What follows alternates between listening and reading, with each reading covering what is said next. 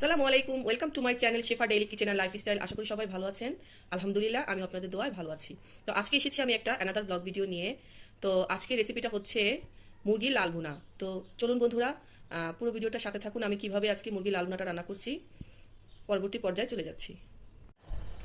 তো এই তো বন্ধুরা, আমি প্রথমে আমার কড়াইটা বসিয়ে দিলাম, চুলাটা অন করে দিয়েছি।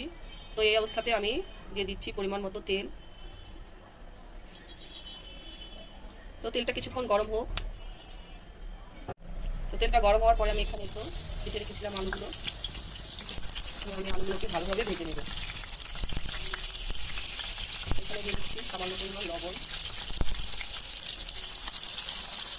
তো বন্ধুরা, এখন আমি আমার আলুগুলোকে লাল লাল করে ভেজে নেব। তো এই তো বন্ধুরা, আমার আলুগুলোকে আমি লাল লাল করে ভেজে নিয়েছি। তো এখন আমি একে একে অনেকটি পাত্রে আমার আলুগুলোকে তুলে নিব। তো এই তো বন্ধুরা, আমি আজকে যে কড়াইটা, তো এই তো প্রথমে আমি দিয়ে দিচ্ছি এখানে গরম মশলা। গরম মশলাগুলোকে একটু ভেজে নিব আমি। তো এরপরে আমি দিয়ে দিচ্ছি কেটে ধুয়ে রাখা পেঁয়াজ কুচি।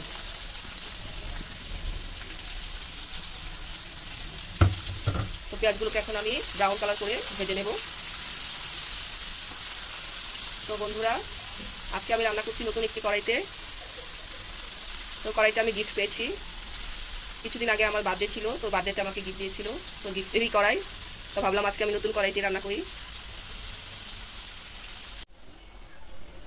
তো এই তো বন্ধুরা, আমার পেঁয়াজগুলো অলমোস্ট লাল লাল পর্যায়ে চলে এসেছে।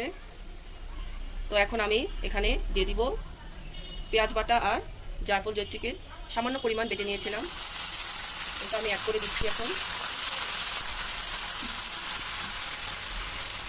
আর অ্যাড করে দিচ্ছি সামান্য একটু পরিমাণ পানি, যাতে আমার পেঁয়াজগুলো পুড়ে না যায়। তো এই তো বন্ধুরা, এখন আমি এখানে দিয়ে দিচ্ছি আদা রসুনের বাটা। তারপরে আমি দিয়ে দিচ্ছি হাফ চা চামচ জিরা বাটা। এরপর দিয়ে দিচ্ছি পরিমাণ মতো হলুদ গুঁড়ো। আর এরপরে দিচ্ছি মরিচের গুঁড়া। তো এখানে ঝালটা আপনারা বন্ধুরা যে যেরকম খান সেই অনুপাতে বা সেই পরিমাণে দিয়ে দিবেন। তো এখন আমি এই সবগুলো মশলা একসাথে কিছুক্ষণ ভালোভাবে কষিয়ে নেব।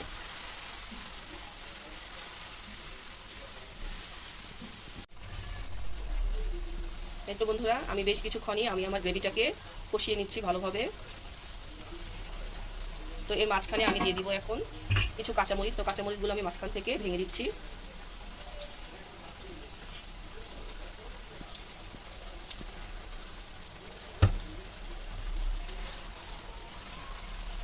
তো এরপরে আমি এখন দিয়ে দিব চিকেনগুলো। এখানে আমি চিকেনগুলো কেটে ধুয়ে নিয়েছিলাম, এখন আমি চিকেনগুলোকে দিয়ে দিচ্ছি।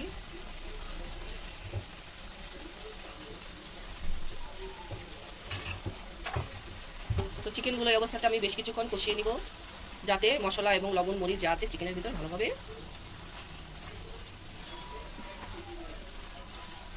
এই তো বন্ধুরা, যারা আমার চ্যানেলটিতে সাবস্ক্রাইব করেছিলেন তাদেরকে অসংখ্য ধন্যবাদ।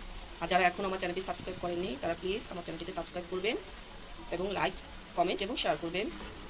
আর আপনারা যদি নতুন কোনো রেসিপি বন্ধুরা আমার চ্যানেলে দেখতে চান, তাহলে অবশ্যই আমাকে কমেন্টের মাধ্যমে জানাবেন। তো আমি চেষ্টা করবো আমার মতো করে রেসিপিগুলো দেওয়ার জন্য। এই তো বন্ধুরা, কিছুক্ষণ কষিয়ে নেওয়ার পর এখন আমি এটাকে ঢেকে দিচ্ছি কিছুক্ষণের জন্য, এবং এটার চুলার হিটটা মিডিয়াম টু লো হিটে দিয়ে দিচ্ছি, যাতে আমার চিকেনটা ভিতর থেকে ভালোভাবে কুক হয়ে যায়।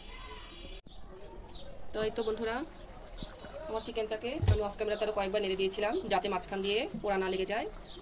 তো এই তো ঢেকে দেওয়ার পরে অনেকটা পানি ছেড়ে দিয়েছে।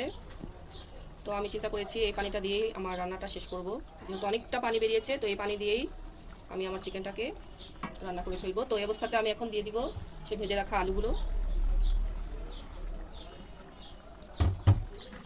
তো আলুগুলোকে দিয়ে আবার কিছুক্ষণ এর জন্য আমি একটু নেড়ে দিচ্ছি এপিট ওপিট করে, যাতে আলুতে আমার যে মশলাগুলো অ্যাড হয়ে যায়।